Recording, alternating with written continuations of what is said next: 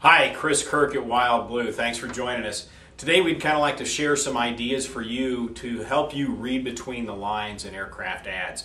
You know, once you finally decided to bite the bullet and start looking for airplanes, you know, there's a lot of ads that are out there that are very difficult to read, and we want to help improve that situation for you. We have this information available in a white paper. We'd be happy to send it to you free of charge, no obligation, no strings attached. Just shoot us an email, info@wildbluellc.com, or give us a call toll-free at 888-773-4249. You know, a lot of folks, by the time that they reach the point that they've decided to buy an airplane, they start to try to make an apples-to-apples comparison. Sometimes they put together spreadsheets or any other number of things to help them figure out which airplane is going to be the best one for them. And doubtless during all that research, you know, you get to the point where you're scouring lots and lots of ads. It's hard to remember one plane from another. And then at some point, often frustration sets in. You know, the planes that you've seen in the ads don't seem to match up with what you're seeing in person if you're taking the time and spending the money to go see them. You know, one person's 7 is another person's 10. Maintenance sometimes has been deferred that you weren't aware of. You find out that pictures, there's a reason for them having been taken 100 feet away or only showing certain components and not everything in the airplane. More often than not, this really isn't a matter of the seller trying to hide anything. It's just a matter of the seller not really having a good idea of how to properly present their airplane.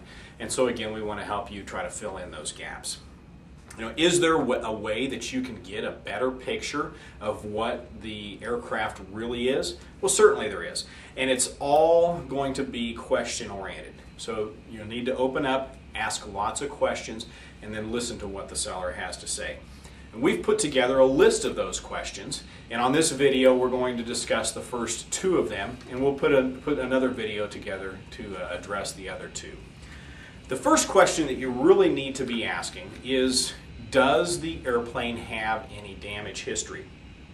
You know, oftentimes there's some damage that the owner doesn't even know about, but sometimes there's damage that they do know about, but it's not disclosed in the ad.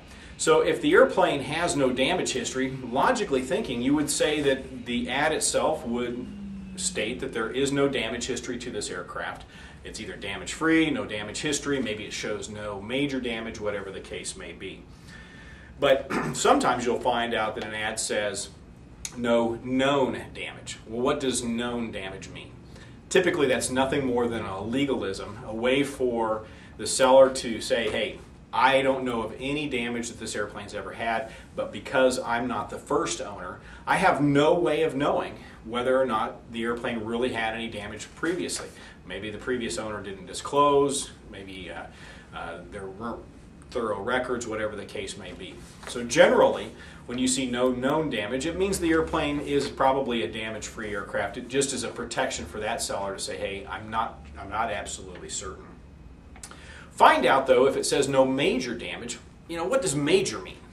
You know, does major mean that it had a gear-up landing, but I don't consider that major damage? Does it mean that the airplane's gear collapsed, or that it ran into a fence post off of the runway, that it had a bird strike somewhere? Find out what major means to the seller. Ask a lot of questions and don't take anything for granted.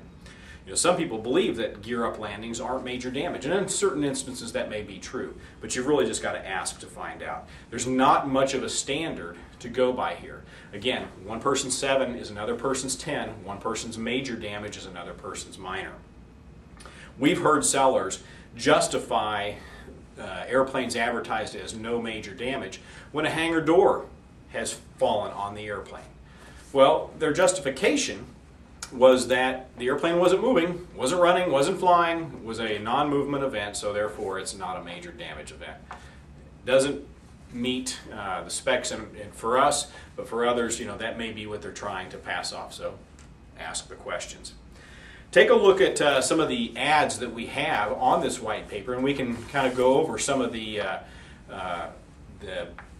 real ads that we have that you can take a look at and find out how different owners, different sellers are portraying them.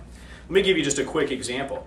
We have an ad here from one of the major internet locations that advertises an airplane as being having no damage history. Actually, it says the airplane is ready to go and priced to sell.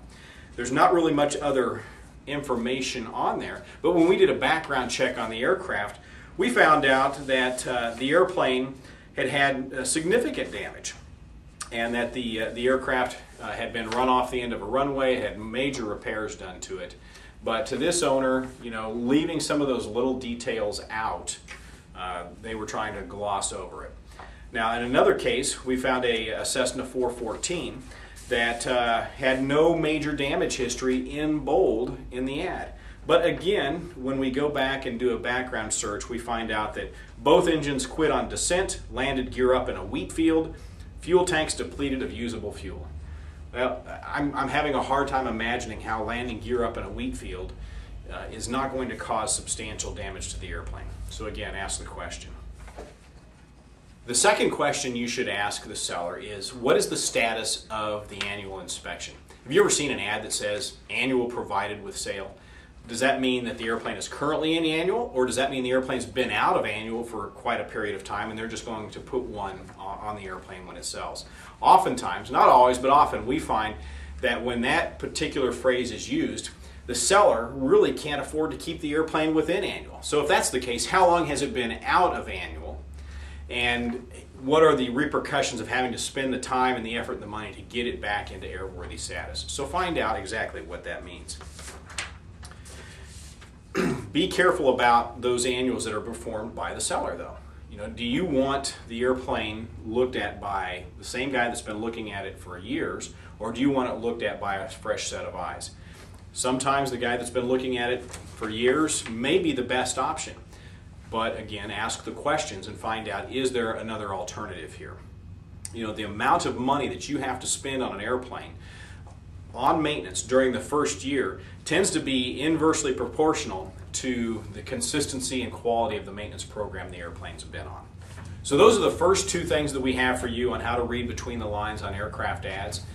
We'll post another video soon with the final two items. Again, if you'd like a copy of our white paper, shoot us an email, info@wildbluellc.com, or you can just give us a call, 888-773-4249. I'm Chris Kirk. Thanks for joining us.